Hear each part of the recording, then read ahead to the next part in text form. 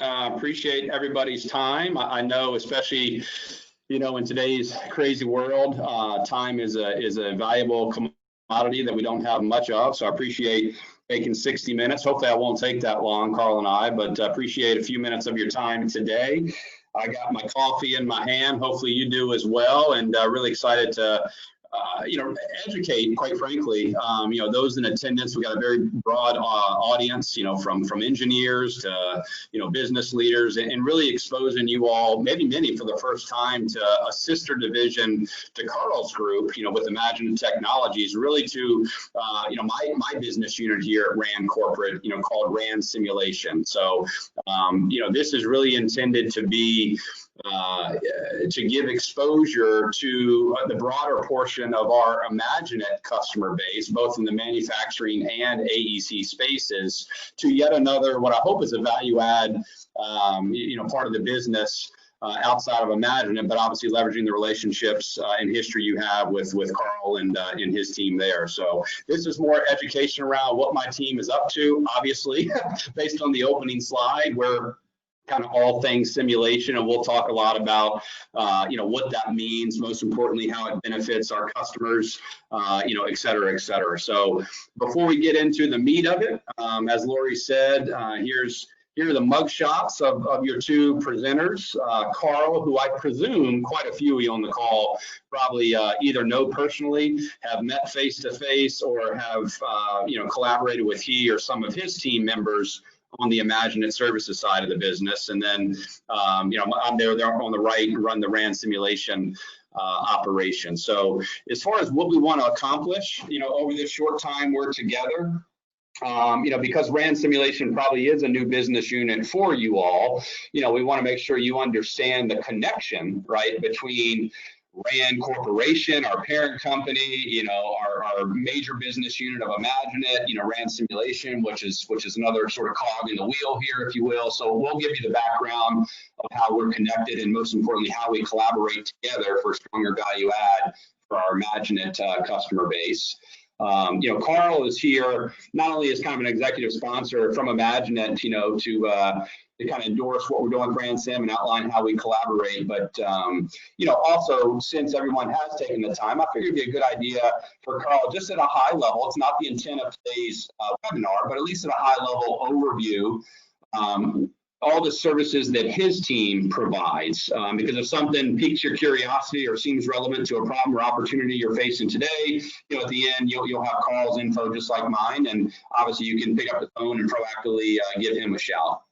And then, of course, we'll focus on the meat of it, which is more about, what RAND Sim is all about, our evolution. I'll walk you through that.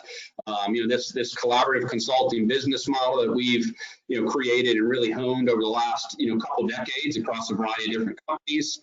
Most importantly, how it's applicable to you, our audience today, both in the manufacturing and AEC spaces.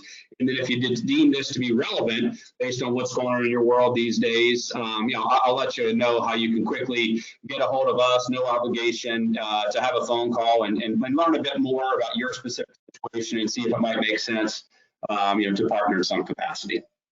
So that's what we're hoping to achieve. Carl, I'm going to give you the floor for a minute again with the audience, just to overview, your entire business, which is very broad, and the services that you offer. But why don't you bring everybody up to speed on that? Thank you very much, sir, and I appreciate the time from everybody. As my colleague Jason and I go through some of the things that we that you may or may not know about our business cycle. Now, my end of the business, as Jason was talking about, is more involved in the end-to-end support and training of Autodesk technology, whether it's consulting, data management, all the way from the new product introduction to getting him out the door on the back end, maybe from the CAM perspective, all the way through those. That's what we do. You'll notice, multiple opportunities to take training and receive education from us, whether it's online, which of course is the bulk of things right now, to online, or to custom classes that may be in person, as well as our technical support team, dedicated help desk to provide you with that support and help that you're going to need as you're moving through, what often is very, very complex technology. Now you'll notice in that stack right there, Autodesk Simulation is part of the bucket that IMAGINiT services offered. What my team does that differs a little bit from Jason's team is from the training and education and implementation perspective of Autodesk technology. So we come on site, or or remotely, whatever our engagement happens to be, we help you guys understand how the software works, where the button clicks are, what happens on each of the button clicks, how to get everything running, and so you can, for your simulation needs, whether it be the less well, it's all complex and it's all high-end stuff. I mean, when I was in college, simple experiments were an entire semester, right? Stuff that's down to an hour now. But our simulation starts at showing you how to use the software, and leading you through what it takes to run a successful simulation, right? Whether it's simple static analysis or all the way up through CFD, things like that. It differs from Jason's team. Jason does more of the interpretation and things like that, the tricky stuff, right? The stuff that can be more complex on the back end, and he'll talk more about that as we move on. So as you're looking through the list here, I want to welcome everybody to the seminar. Be sure to reach out. Those of you I know, I'm seeing the list here, a bunch of familiar names I want to shout out and say thanks again for attending, and we'll talk to you soon. Back to you, sir. Awesome. Thank you, Carl. Yeah, I'm glad you recognize a lot of names. I figured you would. You're a trusted name and face there. So as you can tell, he's got the hard job, right? They provide a variety of different, end-to-end services to support your business objectives. On our side, we're focused on one thing and one thing only, and that's really all things simulation. And we'll get into kind of the two facets of our business. Like Carl and his team, they support the Autodesk products.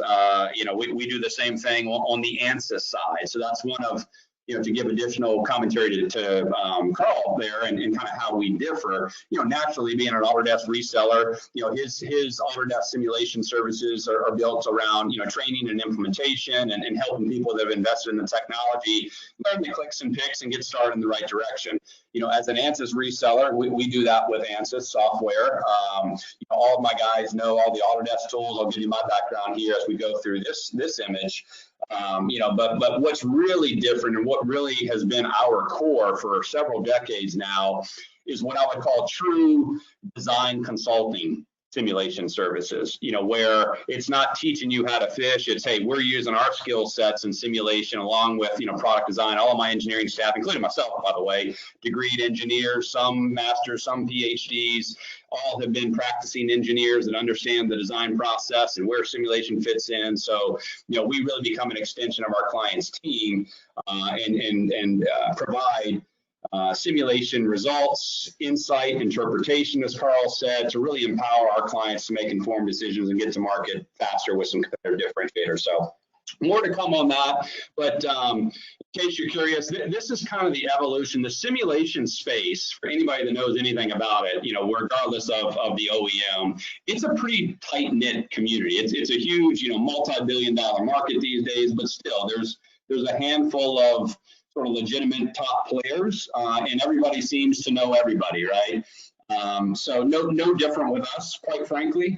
So we talk about Autodesk simulation. Well, what is now the Autodesk CFD tool used to be, developed and run by a company called Blue Ridge Numerics. The tool back then was called CF Design. I was actually the global vice president of engineering at Blue Ridge, and we sold that to Autodesk in early 2011.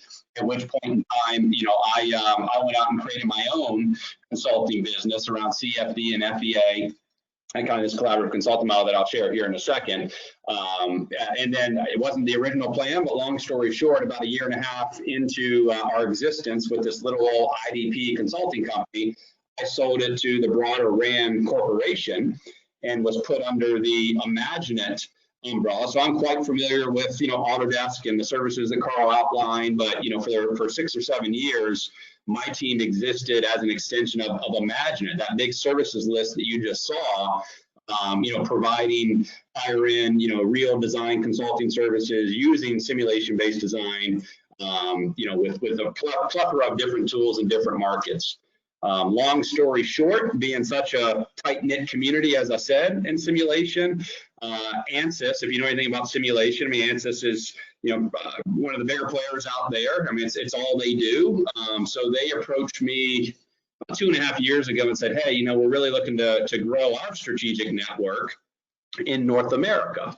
So like IMAGINiT is the world's largest reseller of Autodesk, ANSYS is trying to grow their business and maintain, that #1 leadership position in simulation-based design by finding right partners and people that have been in the space for a long time. So it was a pretty easy decision for me to partner with them because quite frankly, it really gave more credence to this collaborative consulting business model, which still to this day is who we are at our core. So that's a little bit over the last couple of decades of at least my background and how RAND simulation exists under RAND Corporate. So as of 2 years ago, July of 2018, we created at RAND Corporation. We took my business unit that was a little old consulting business unit outside from underneath IMAGINiT and created a completely separate business unit under RAND called RAND Simulation. So that's how it's all tied together. I know this is kind of stroking us a little bit, and I apologize for that, but I do think, it's important to know, as you probably would imagine, being in the simulation world and product design world for this long, we've been doing it a long time. We have a lot of experience, that 150 plus combined years, quite frankly, as fast as we're going is probably 2x that, since I last put that bullet point together. And to give you some perspective, when we were providing CFD and FEA design consulting services under IMAGINiT just 2 years ago, we were a little old 7 or 8, person company. My business unit now is 30 people 2 years later. So the partnership with ANSYS, the acceleration of our consulting business has really done some good things over the last 2 years. So we're bringing on top-notch, personnel, and frankly, you learn more about this.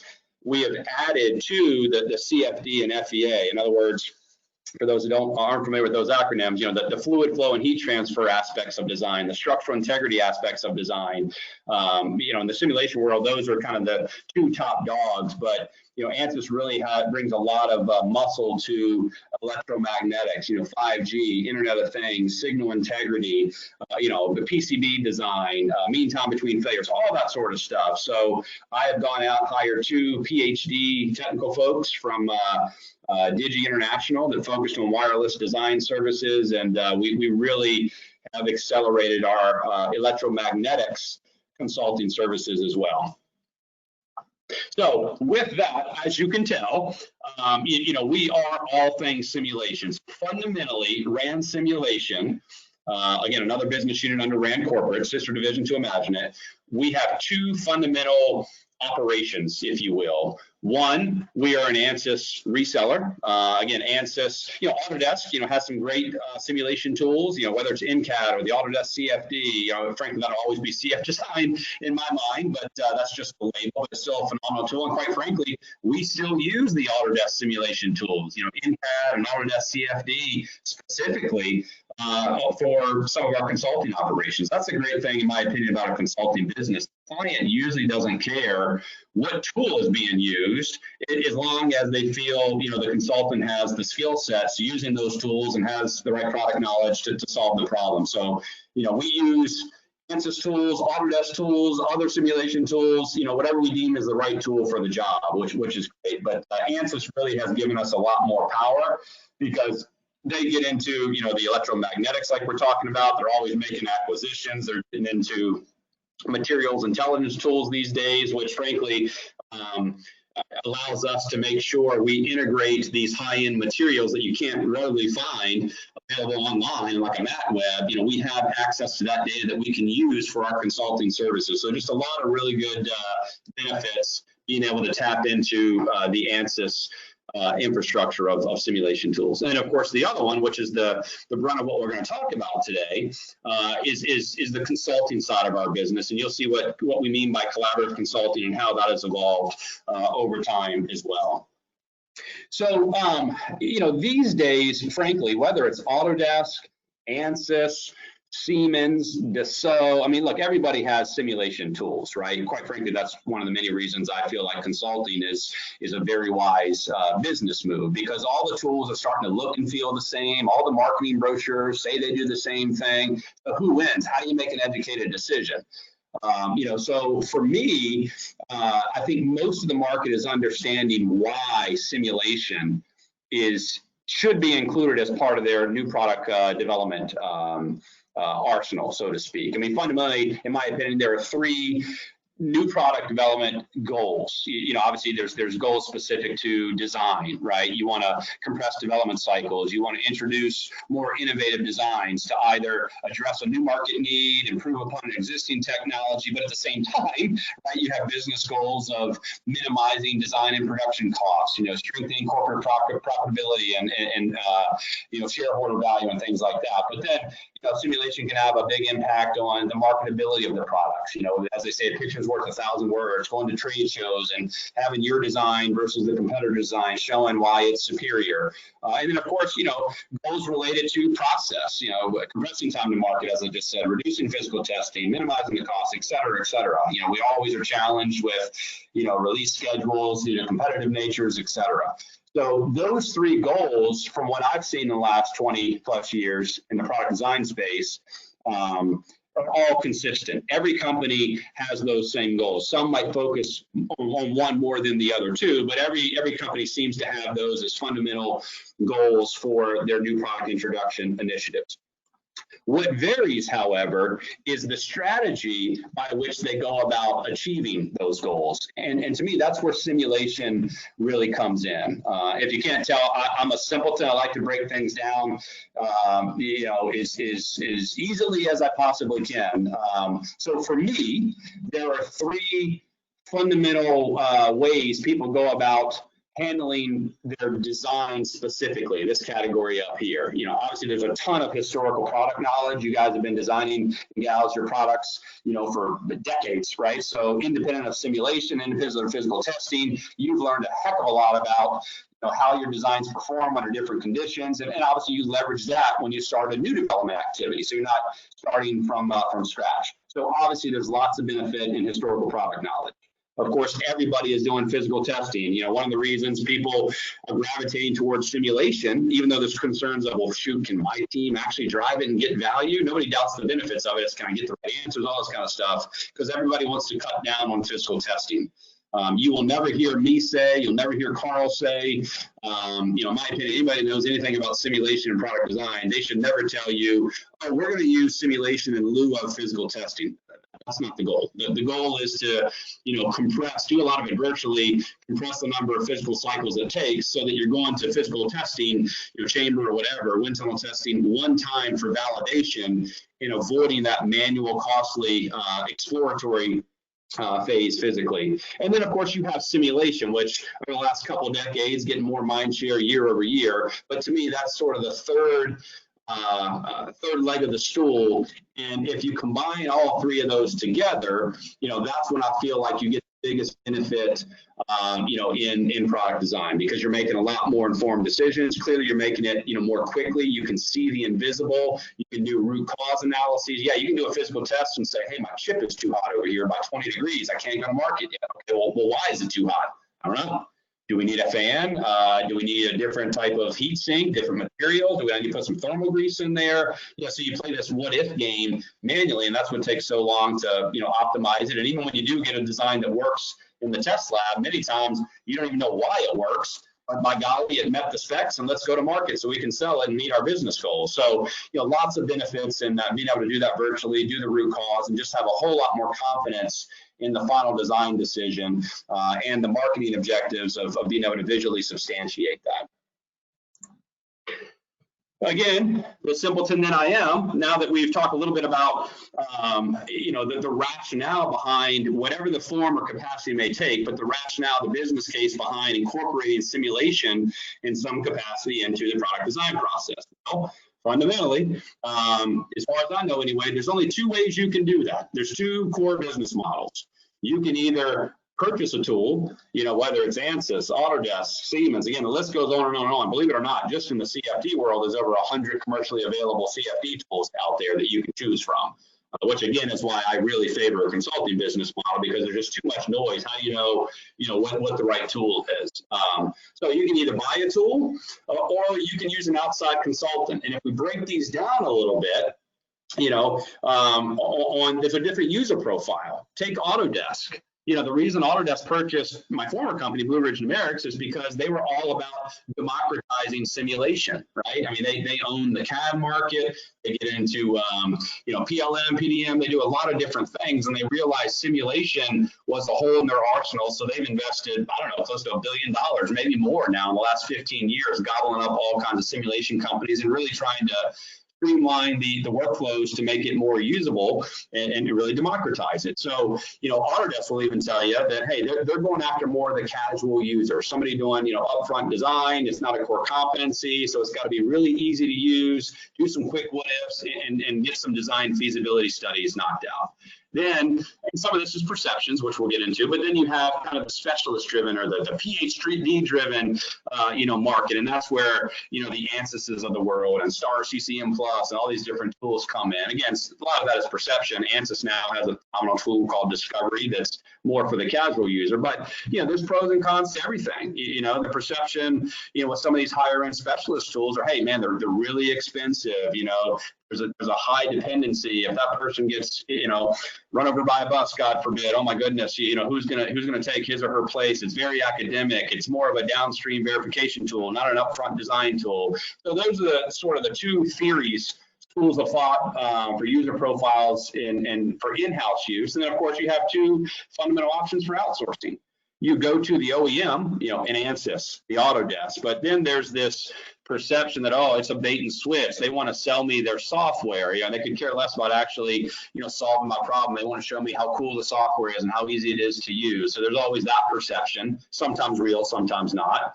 Or you can go with a consultant. And, speaking from experience, anybody that's used a consultant, or at least I would say probably 85 to 95% of the people on this call that has used any consultant, whether it's simulation or whatever, the core competency, they probably were charged an hourly rate. They felt like they were nickel and dime. What happens when the scope creeps or changes, because that happens every single time. I'm a big fan of Covey's begin with the end in mind, but no matter how well you try to map it out up front, within a day or two of that project, something's going to change. Your customer says, oh, I'm completely redesigning it now. I have new specs for you, or whatever it may be. So, there's always scope creep, which is a problem with that. Most typical consulting models, goes into a black hole, kind of this Napoleon complex of, I'm the consultant, tell me your goals and objectives, I'll come back with a design. And many times to save costs, the consultant is using resources overseas. So as you can tell, when it comes to simulation to help drive product design decisions and optimization, there genuinely is no one-size-fits-all solution in this world of simulation. There's tons of variation in the tools themselves, the OEMs, choices that people have, and again, for better or worse, perceptions that markets have as well. So it's really this disparity and the resulting confusion and frankly frustration within the design and product development community and built environments that in some ways forced my hand to think about it a bit more strategically and come up with, over the last couple of decades, what we call here at RAND, the collaborative consulting business model.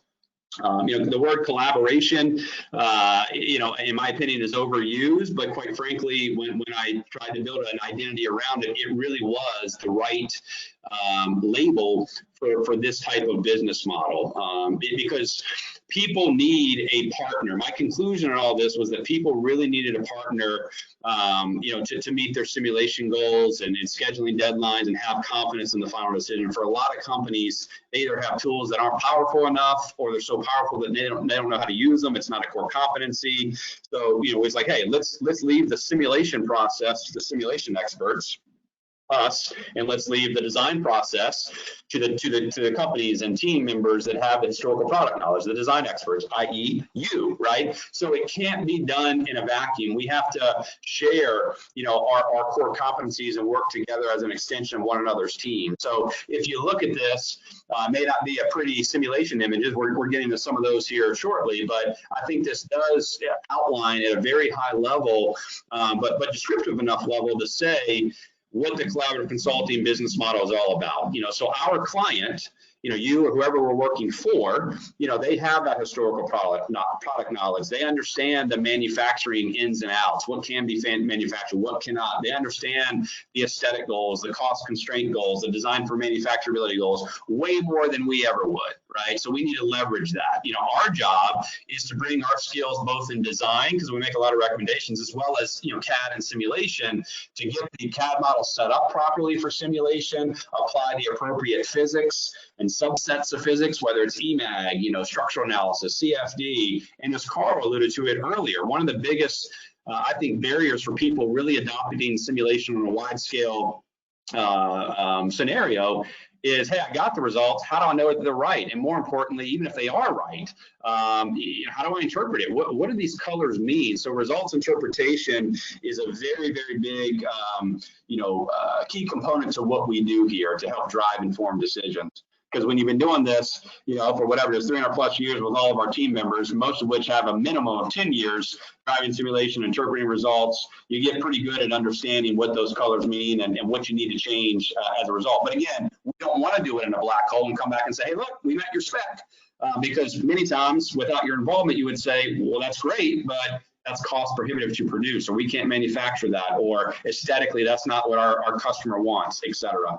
So, the client, you all really serve as the core design team, that historical product knowledge, all your lessons learned over the years and decades. You provide us with the performance specifications, the design constraints, and as I said, we at RANSIM, with this collaborative consulting model, we are an extension of your team. We work for you. We provide performance insight and give design guidance and recommendations and the rationale behind it based on the simulation or design insight that comes from those tools. Again, whether we're using Autodesk, ANSYS, whatever, we use the right tool for the right job. I learned a long, long time ago when I realized consulting was my passion that the typical hourly rate business model, although there's absolutely a time and place for that, at least in the world of product design and simulation, I learned quickly that was not the world for an hourly rate business model. The economic driver, everybody wants to make money, right? It's got to make sense for both of us ideally. So the economic driver with an hourly rate business model is more hours. So, whether we want to admit it or not, the consultant wants to drag out the project to maximize the hours and therefore maximize their income. Well, of course, the client wants the right answer, the right design guidance as quickly as possible. So our economic drivers in this business model are completely unaligned when we're charging by the hour. Now, quite frankly, there are some times where we're working with GE or Boeing or some of the big boys out there, Fortune 500 companies, where look, if you want to do ball with them, you have to charge by the hour.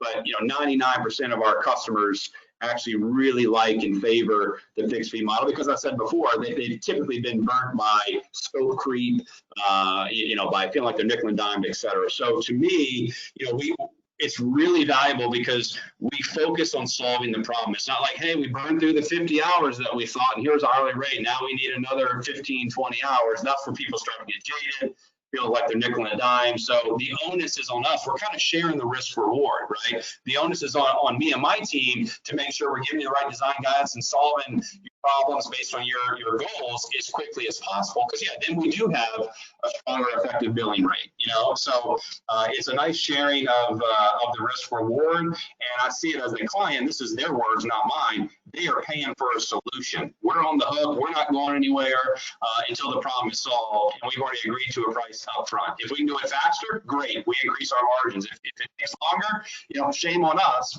But we protect our reputation. We have to keep going. So they're paying for that solution, not ours. Really unique differentiator with this model. So now that we talked about IMAGINiT, RANSIM, how we sort of collaborate and coexist under RAND corporate, and the rationale for simulation, different business models, why we came up with this collaborative consulting model. Let's talk specifically now about kind of the fun stuff. The types of simulation arenas, if you will, where we have a lot of historical knowledge. Now, especially with ANSYS and some of the markets that opens up, and some of the folks that I've hired with tremendous backgrounds in the turbo machinery world and electromagnetics. This list is very long, but over the last 10 or 15 years, these are kind of the core segments where we have not just a tremendous amount of simulation know-how, but we've been practicing design engineers in these spaces, so that just adds another value add to the partnership.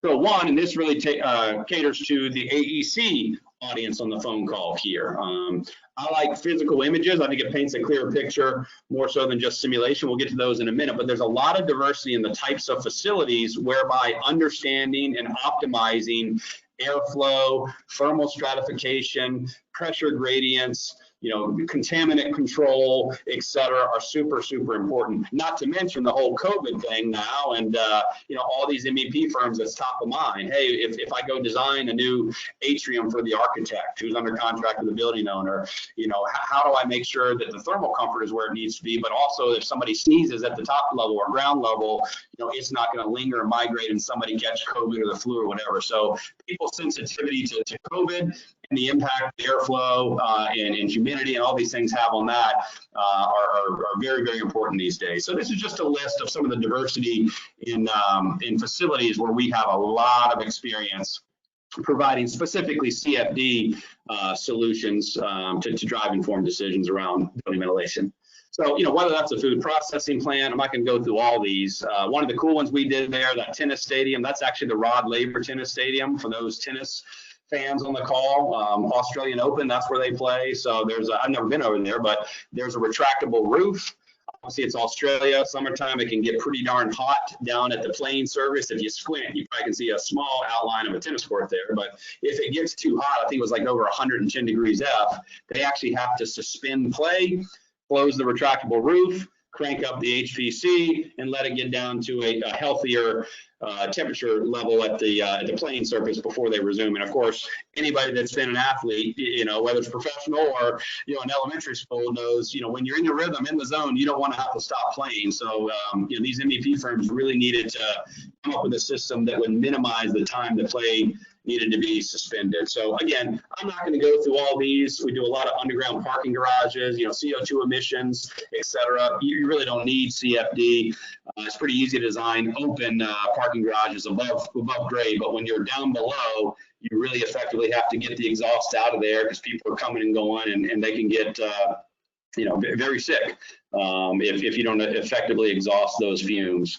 So again, not going to go through all these, but hopefully that shows you a good kind of overview of how airflow insight, temperature insight, humidity insight, dust, contamination control, et cetera, all that insight is driving informed decisions, so that ultimately these MEP firms are putting the most effective, optimized HVAC solution in place, being able to share, getting back to the virtual simulations and sharing the visual substantiation with the in-building owner to say, hey, look, this is why it's going to work. This is why it's going to, or here's what's going to happen if one of your rooftop air handlers goes down. So lots of benefits in this space. And quite frankly, if you look at our CFD business, CFD consulting business, year over year for at least the last 10, 12 years, this has been by far the biggest arena in which we provide, or market we provide our CFD services to.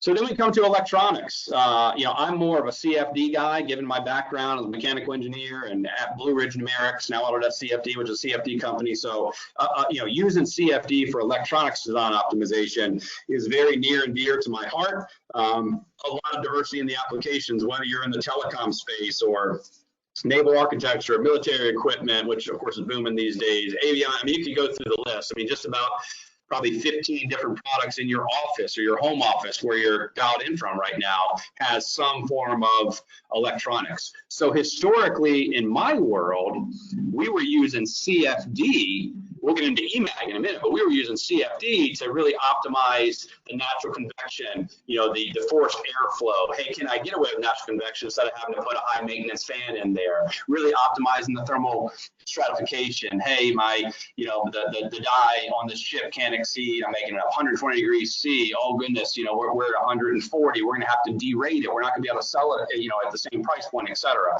So for me, electronics has been more in the CFD background to understand and optimize flow and thermal characteristics for better, longevity and chip operating efficiency and those things. Well, what's new for me, and I made the decision to go out and buy the expertise after partnering with ANSYS, since they have the best in class and really one of the only simulation OEMs that have electromagnetic simulation software solutions. So this has really opened us up to the digital communications, wireless, cellular, Internet of Things, electrification, 5G, all of the buzzwords. And I have to believe that there's quite a few electronics companies in the audience right now, or EEs, electrical engineers by trade on the call. So I'm really speaking to you all here now, right? Again, I'm not going to go through all of it, but some of the key buzzwords that I'm sure you're challenged with in your designs every day is just antenna design, signal integrity, crosstalk, in your PCBs, EMI testing. Matter of fact, if you look over there on the right, I know it's not the sexiest of images, but one of the ANSYS tools that we use called SI Wave allows us to provide a service whereby we can do a scan for EMI issues on your PCB board. And now we all know, the major issue in the electronics design world is PCB board respins. I mean, they're minimum $10,000 a pop. You got to have time to build that, to test that, pre-qualification, et cetera, and you start failing, and that adds up really, really quickly. So now we can take a conceptual design of a PCB first pass before you think about doing any sort of chamber testing, give it to us. We can run this scanner and it'll tell you all of the areas on the PCB board where your design rules are being violated. A specific XY coordinate, Z obviously is the thickness of the board. It'll tell you the layer in which the culprit is occurring. Ultimately, allowing us to compress the board spins, do a root cause and really help you optimize the design so that you can get the regulatory and network compliance of, if you're in the States anyway, FCC Part 15, RED over in Europe, Industry Canada, obviously up in Canada. So this has been a really booming part of our business, and one area of service that's really growing these days is this kind of RF or EMI EMC scanning service. So excited about that. And hopefully we'll get a few calls from some of you all afterwards to say, hey, I think that's relevant, tell me more. I'll pull in my EMAG experts. So again, this is really meant to be more of a educational webinar so that you guys understand what RANSIM is all about, now that you have such a strong history with IMAGINiT. This is a broad area, many times on the CFD and FEA side as well, but flow control devices, anything that's controlling pressure or flow rates or spray patterns, things like that. And frankly, this is one of the benefits of, leveraging ANSYS now. Autodesk can do all this stuff as well. And as I said, we still use that at times, but it's not going to get into the spray pattern, atomization within the air and all that kind of stuff. So companies that need that level of granularity or physics, we have that in our arsenal now, and have hired PhD level folks that have been designing those high-end applications for many years. Couple examples of this, again, not going to go through all of them, but simulation in general, whether it's CFD, FEA, EMAG, there's lighting simulation for optics design now. I mean, you name it. List goes on and on, but it's all about bringing to life the visual, understanding of airflow, temperature, current movement, signal integrity, etc. So it's these pretty blue to green to red colors that help us identify where there's problematic areas, where there's room for optimization, root cause behind any deficiencies. Ultimately, hopefully, as you're seeing, allowing us to work hand in hand with you to quickly converge on a design that meets not only your performance goals, whatever they may be, but also with your size, costs, aesthetics goals, things like that.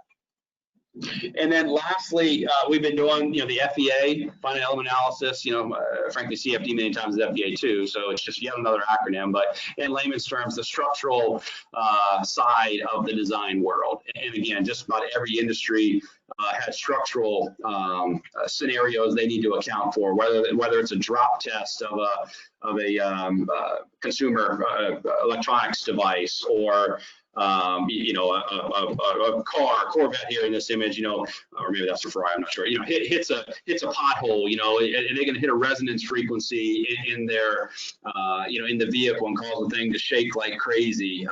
Mean time between failures, fatigue, and solder joints and electronics. So just the structural dynamic aspects of the design world has been a really, really big arena for us for quite a long time as well. So once again, wouldn't be a simulation presentation, even though this is meant to more expose you to what RANSIM is all about, but still got to have some pretty colors in here. So this is just showing you, again, a lot of the diversity from, explicit analysis, drop testing. We now use LS-DYNA. That was another $500 million acquisition that ANSYS made. They bought best in class, crash analysis and explicit analysis tool in LS-DYNA. So we have all that at our disposal now for really high-end physics.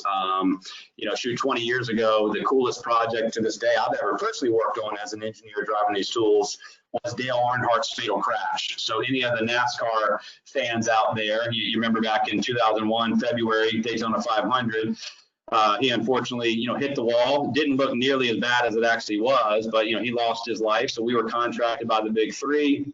And a lot of what you see in the car of tomorrow came from the work that we did with NASCAR and quite a few other folks a decade ago now. So all of that, did my screen just go blank or no? Hopefully not, just came back. All right, I say we came back because I'm seeing it again. We're having a nasty storm outside here in Charlottesville, Virginia, so we must have had a power flicker generator kicked in. You're all good, Jason. Okay, thank you. I appreciate that, Carl. So yeah, we're almost wrapped up anyway. So as you might imagine, and you've seen, there's applicability to everybody on this call, in the manufacturing world, in the AEC or MVP world. And then once again, fundamentally, there's two scenarios for when our services make sense. It's either a proactive scenario whereby you say, hey, you know what, we're going to market. It's a new market we've never played in. There's some established competitors. We get one chance to make a good first impression. We really got to knock it out of the park, right? So we can come in and help, design that from the ground up and use simulation to drive the informed decision. Then, of course, there's the other 50%, which is a reactive scenario. So in the manufacturing world, hey, it's a field failure. We need to do a CFD or FEA or EMAG model to do a root cause analysis. What really caused the problem? What variables do we need to change? How do we change them? In the AEC world, hey, it's a retrofit. Quite frankly, when it comes to building and ventilation, some images I shared a few minutes ago, that probably is 60% of our consultant, and the other 40% is new construction. Because quite frankly, in any reactive scenario, it's more emotional. The pain is real today. It's not more this proactive risk mitigation philosophy. So all that, I apologize it sounds salesy, but all that just to say, this is really the enablers that we bring to the table through this innovative, collaborative consulting business model around these three core physics that we talk about in just about every single industry or SIC code. Just the design insight to understand how to fix a problem, key design variables, etc., analysis expertise, as well as real world design expertise. As I said before, super, super imperative to me. These people need to know simulation out on my team, but they also need to have lived the challenges and lived the shoes, been in the shoes of real design engineers. And that kind of really increases their value add. And then ultimately, as I said, it's your design, right? We're not here to fundamentally change your design. That's why we have calls in the early stages to say, what are your design and business goals? What are your constraints, your variables? Because the last thing we want to do is come back and say, oh, well, to make it work, you have to fundamentally redesign it. No, that's not what you want. You want to preserve the original design intent. So the more we know about your goals and constraints up front, along with our simulation expertise, we can make sure that design intent stays as close to the original goals as possible. Again, at the risk of sounding conceited, not the intent here, hopefully it's a credibility builder, but just to show you in those four sort of core segments, huge diversities from small mom and pops all the way up to Fortune 500 multi-billion-dollar companies that we've worked with, kind of broken down by the core industry segments that we spoke about there. So to end it off, so we're ending about 15 minutes early, so if there's any Q&A, happy to address those. I wanted to make sure you had my information, Carl's information. Again, if any of the services that Carl touched on, even though not the impetus behind the WebEx here, please call him, give him a shout. He can pull in his right team members. If you have any questions about, any development activities you're working on today, feel free to call me directly. If you want it to go to every single one of the members on my team, all account managers, technical people, you can call the number up top. That's routed by the area code it's called in from, or you can use that simulation@rand.com and somebody will get back to you ASAP. But I wanted to give you all options, and because RAND is probably a new brand for you all, I at least wanted you to know that, yeah, we have a legitimate website. We're on LinkedIn just like IMAGINiT. So if you want to, hook up with us, obviously check our website occasionally for latest and greatest news. We add to our LinkedIn page almost daily with what's going on. So lots of different ways to stay more plugged in with what we're doing. So with that, Lori, that wraps up what I wanted to educate around today. So we have a few minutes for Q&A. Excellent. Can you hear me okay? I hear you totally fine. Okay, great. I have one question that came in during the presentation. It's when doing a CFD for rooms and buildings, what kind of data do you need from the engineers? Would a Revit file with airflow suffice? Yeah, that's a great question. Very good question. And frankly, I probably should have known better to talk through that a little bit. So with that building ventilation specifically, yeah, I mean, a Revit model is great, but I'll be honest with you. And by the way, if you have a Revit model, we want it. Or if it's in SolidWorks or Inventor or Creo, I mean, we want anything you have. Sometimes all the MEP firm typically has to give to us is like 2D drawings out of AutoCAD, and that's totally fine too. Because these buildings, and if you remember the CFD images on it, and I'll go back to it briefly, because these buildings are kind of blocky, frankly, many times it's more advantageous for us to take your detailed Revit model and kind of build it from scratch. We can build it from scratch the way it needs to be built for CFD, in a fraction of the time it would take us to defeature, some massive Revit file. So again, there's no one size fits all, but more often than not, we take drawings, napkin sketches, CAD models, whatever you have to get the foundation and build it for CFD, because this looks just like the Revit model we received, but trust me, there's a difference between a production ready, building model versus a simulation friendly CFD model. It looks and feels the same to the naked eye, but there's a lot of little nuances you have to be aware of, and that's what in a lot of ways you're paying us for. So we need some representation of CAD or drawings. And then as far as inputs, they're right. It's pretty straightforward. We need to know, the supply and return locations. That would be in the CAD model. Air changes per hour if you have it. The flow rates coming out, supply temperatures. If we're simulating for humidity, we need to know what the supply humidity is. We need to know external conditions. Is there solar loading? Basic input conditions, and then ultimately we solve for the most important things. Okay, well, what's the thermal stratification? What's the humidity gradients look like? Are there dead spots where, there's going to be contaminant? We do a lot of lab, spaces. Okay, well, if you spill some toxic chemical in the airflow isn't proper, and there's a dead zone, it just sits there. And if somebody walks through there, a doctor or university graduate student in a university lab walks through there, I mean, they can inhale it and actually get very sick, right? In the operating room space, hugely, hugely important. We do a ton of work there.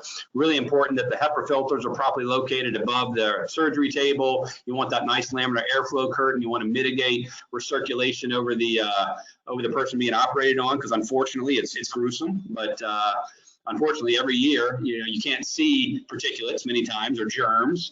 They get stitched up in the body cavity and they can get very sick, post-surgery infections. Sometimes it's fatal. So really having optimization around low wall returns, pressurization, things like that in operating rooms is very, very important as well.